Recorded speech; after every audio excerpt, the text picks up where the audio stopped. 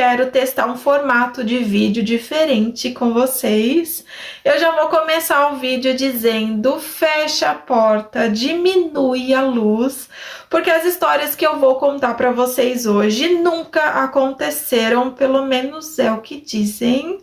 Eu separei para vocês 3 creepypastas originais, especialmente para o canal.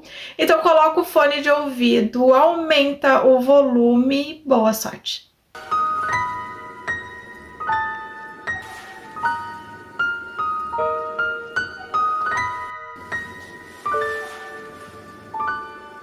E a primeira é o livro que nunca foi escrito.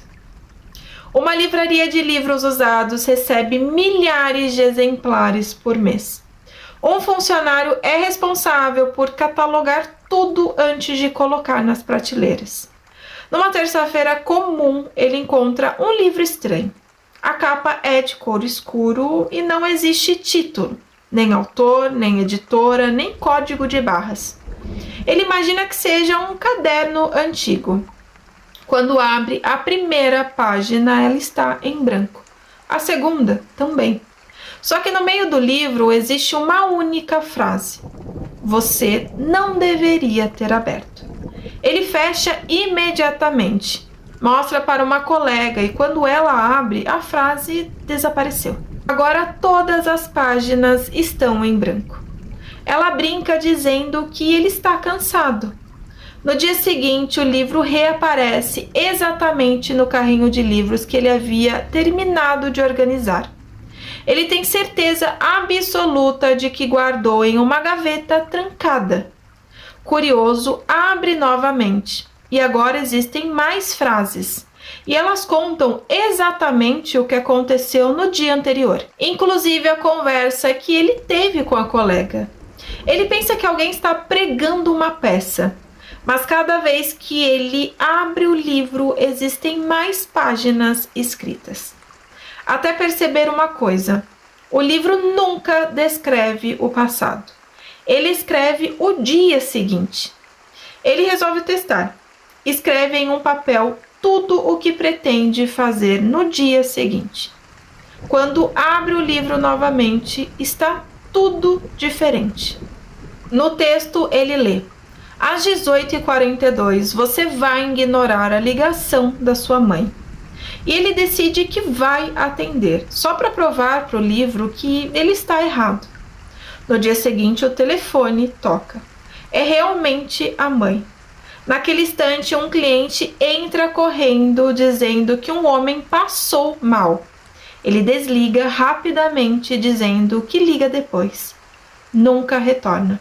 À noite recebe a notícia: a mãe morreu, exatamente naquele horário. Agora ele entra em desespero. Abre o livro novamente. A última página escrita diz: agora você acredita. Ele tenta queimar, jogar fora, rasgar. O livro sempre volta para a mesma prateleira. Até que chega um cliente, um senhor simpático, e pega justamente aquele exemplar. Sorri, vai até o caixa, pergunta o preço. O funcionário tenta impedir, mas quando olha novamente, o homem simplesmente desaparece. Só o livro continua no balcão. E na última página surge uma frase: obrigada por encontrar meu próximo leitor. Gostou do primeiro? Eu espero muito que você tenha gostado, porque agora a gente vai para a segunda história. E a próxima se chama A Herança do Meu Avô. Depois que o meu avô faleceu, a família se reuniu para dividir as poucas coisas que ele havia deixado.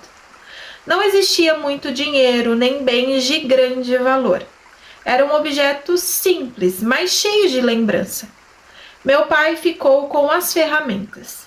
Minha tia levou as fotografias antigas.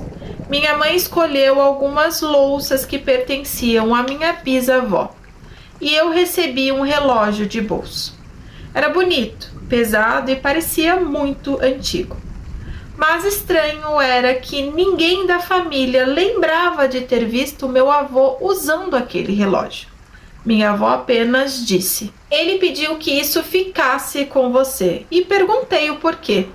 Ela respondeu que não sabia. Na época, eu achei que fosse apenas um relógio antigo e deixei na gaveta do criado mudo. Passei quase uma semana sem nem lembrar dele, até que numa madrugada acordei com um barulho de tic-tac. Olhei o celular e eram exatamente 2h47. Eu revirei o quarto procurando de onde vinha o som, mas ele parou antes que eu o encontrasse. Na manhã seguinte, abri a gaveta e percebi que o relógio estava funcionando. E eu achei estranho, porque ninguém tinha dado corda nele. Peguei o relógio na mão e o tic-tac parou imediatamente. Coloquei-o de volta na gaveta. E na noite seguinte aconteceu exatamente a mesma coisa. 2h47, o mesmo barulho. Na terceira madrugada eu resolvi não dormir. Fiquei sentado na cama olhando para o relógio dentro da gaveta entreaberta. Quando o visor do celular marcou 2h47, o relógio começou a funcionar sozinho. Mas havia algo diferente. Os ponteiros estavam girando, mas para trás. Naquele mesmo instante, a casa inteira ficou em um silêncio que nunca tinha ouvido antes. Nem o vento fazia barulho, nem os carros na rua, nem os cachorros da vizinha latiam. Só existia o tic-tac do relógio. Então ouvi um barulho vindo do andar de baixo. Passos lentos, como se alguém estivesse subindo as escadas. Um degrau, depois o outro e mais outro. Pensei que algum vizinho pudesse ter entrado por engano, mas isso era impossível. Eu morava sozinho. Os passos continuaram, sempre no mesmo ritmo, até pararem do lado de fora da porta do meu quarto. Segurei a respiração, esperei alguns segundos e não aconteceu mais nada. Criei coragem, abri a porta rapidamente e não havia ninguém. Quando olhei novamente para dentro do quarto, senti o meu estômago gelar. O relógio não estava mais na gaveta. Ele estava sobre a mesa da cozinha, exatamente no mesmo lugar onde o meu avô costumava deixá-lo todas as noites. Na primeira noite, os passos pararam do lado de fora da porta do meu quarto. Na segunda, eles pareciam ainda mais pesados. Era como se quem estivesse subindo a escada já soubesse exatamente onde eu estava. Na terceira noite, eu nem consegui dormir. Fiquei sentado na cama esperando dar 2h47. Quando o relógio começou a funcionar, os passos voltaram. Dessa vez eram mais rápidos, mais fortes. Subiram todos os degraus. Pararam diante da porta.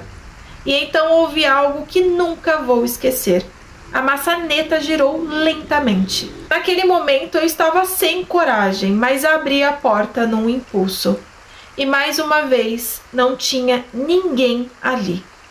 Foi aí que eu decidi que eu não queria mais aquele relógio dentro de casa. No dia seguinte, levei-o a um antiquário da cidade para tentar vendê-lo. Então, conversando com o proprietário, um senhor que observava alguns objetos antigos se aproximou. E ele perguntou o preço. Não quis saber a história do relógio, simplesmente estendeu a mão e pediu para segurá-lo. Assim que o relógio tocou a palma da mão dele, aconteceu uma coisa que fez todos ficarem em silêncio. Tic-tac, tic-tac. O relógio começou a funcionar sozinho. Pela primeira vez, ele marcava a hora certa.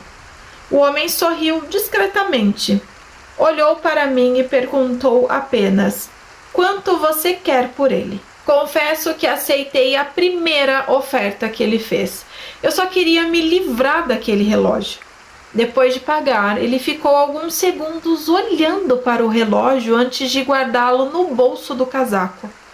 Quando estava saindo da loja, eu ouvi o dono do antiquário dizer em voz baixa, quase como se estivesse falando consigo mesmo: "Eu sabia que ele voltaria." Parei na porta e perguntei: "O senhor conhece esse relógio?" Ele apenas sorriu. Olhou para mim por alguns segundos e respondeu: Não, eu não conheço o relógio, mas eu conheço quem costumava usá-lo. Antes que eu pudesse fazer outra pergunta, ele voltou a atender outro cliente, como se a conversa nunca tivesse acontecido. Até hoje eu não sei quem era aquele homem, nem quem era o verdadeiro dono daquele relógio antes do meu avô.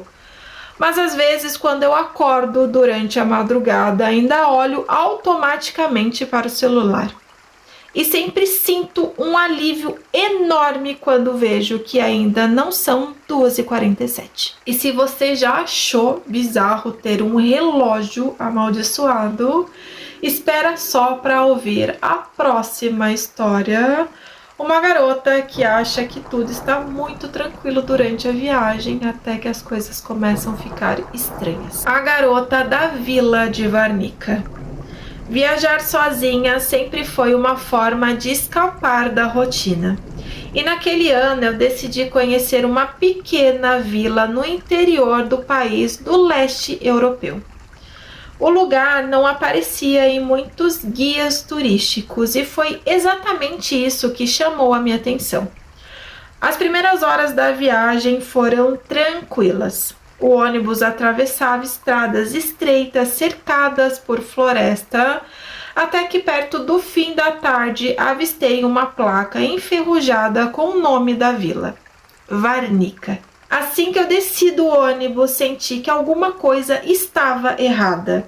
Não era medo, era uma sensação de que todos me conheciam. As pessoas paravam o que estavam fazendo para me observar. O senhor deixou cair a sacola que carregava e duas crianças esconderam o rosto atrás das mães.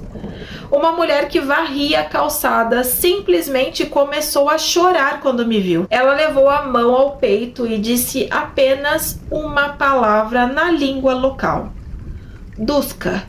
Logo depois, fez o sinal da cruz e entrou correndo para dentro da casa. Naquela hora imaginei que eu tivesse cometido alguma gafe cultural. À noite eu procurei a palavra em um aplicativo de tradução. E a tradução apareceu imediatamente. E era filha. Aquilo não fazia nenhum sentido. No dia seguinte eu continuei passeando pela vila.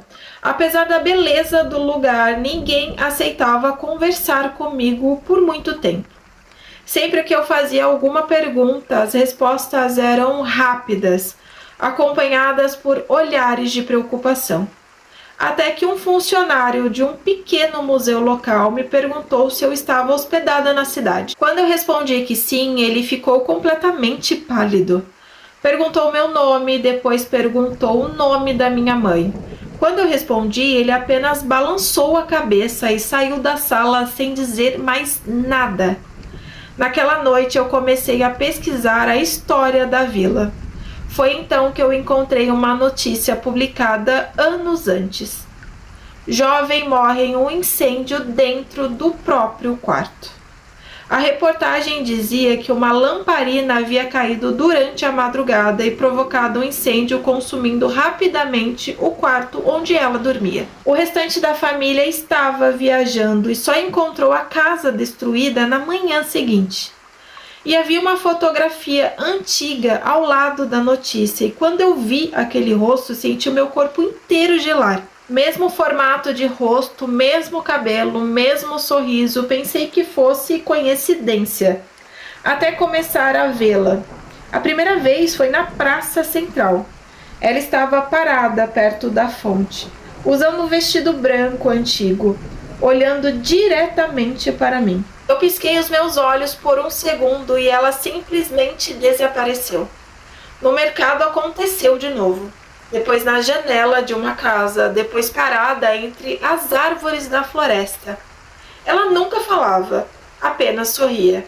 Resolvi perguntar às pessoas se também a tinha visto.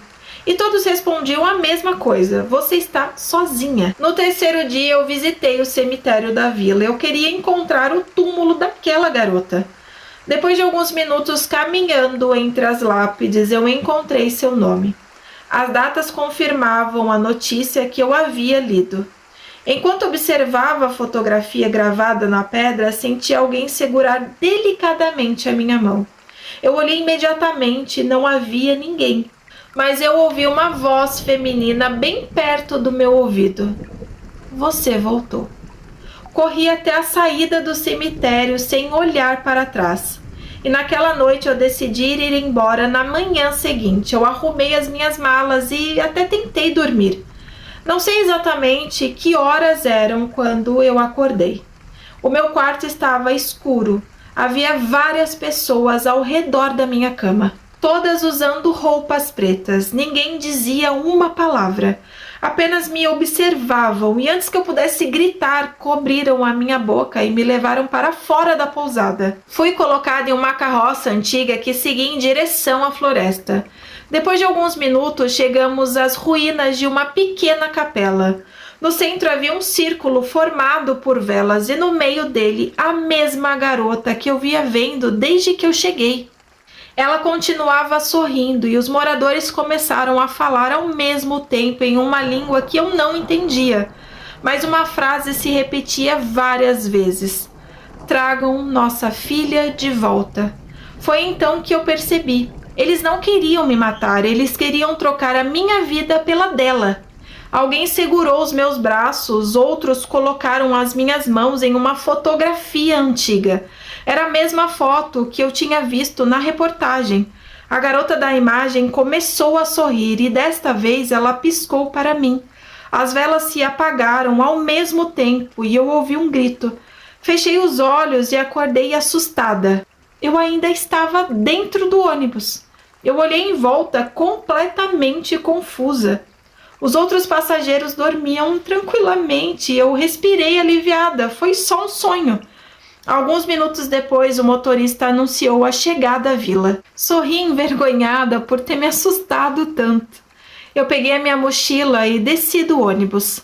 Quando eu coloquei o meu primeiro pé na calçada, olhei instintivamente para o outro lado da rua e ela estava lá, usando o mesmo vestido branco e sorrindo para mim. Dessa vez ela ergueu lentamente a mão como quem dá boas-vindas a alguém que finalmente chegou em casa. E eu não sei o que vocês acham de creepypasta, se vocês gostaram dessas que eu trouxe e se vocês gostariam que eu fizesse isso pelo menos uma vez ao mês. Então, para eu saber todas essas informações, eu preciso que você comente aqui, me dê a sua opinião, me fale o que vocês acham. Eu vou pedir também, curte, compartilha, me segue aqui no YouTube e eu espero que vocês continuem acompanhando os próximos vídeos.